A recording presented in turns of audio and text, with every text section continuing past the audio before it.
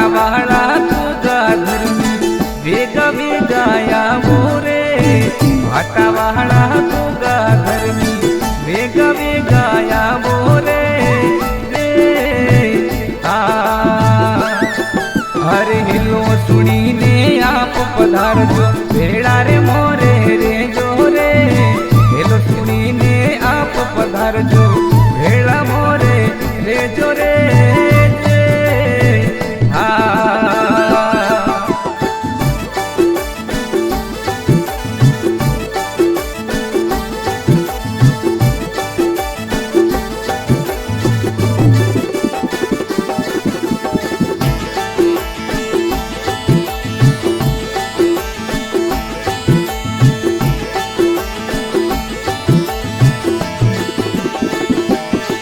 हे मोनूजी भोकोजी थोने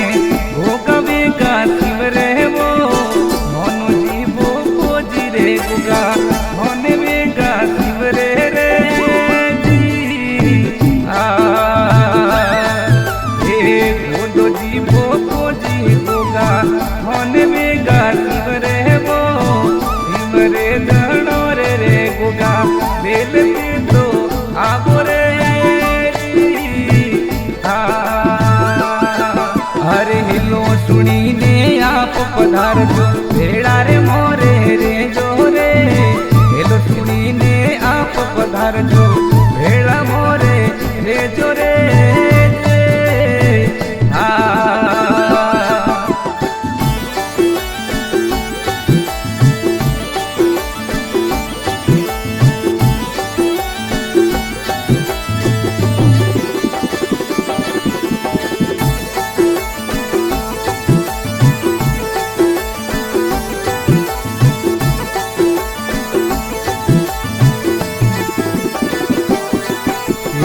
रणमाजी भोजी थोने भोगवे गमनावे वो रणमाजी भोजी थोने वेगा गमनावे रे जी ये गाँव भटा में मंदिर बनियो प्यारो घणो लागे रे गाँव भटा में मंदिर थोनो प्यारो घणो लागे रे हरे भोला राम जी सेवक थोरा थोने को गमनावे रे मीरा राम जी सेवक थोरा थोने को गमनावे रे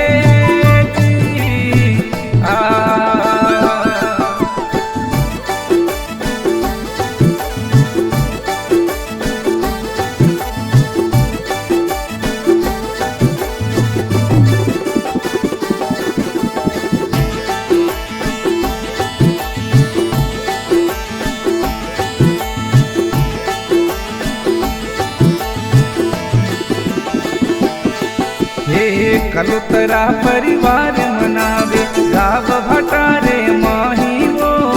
कलुतरा परिवार मनावे गाव भटारे माही वो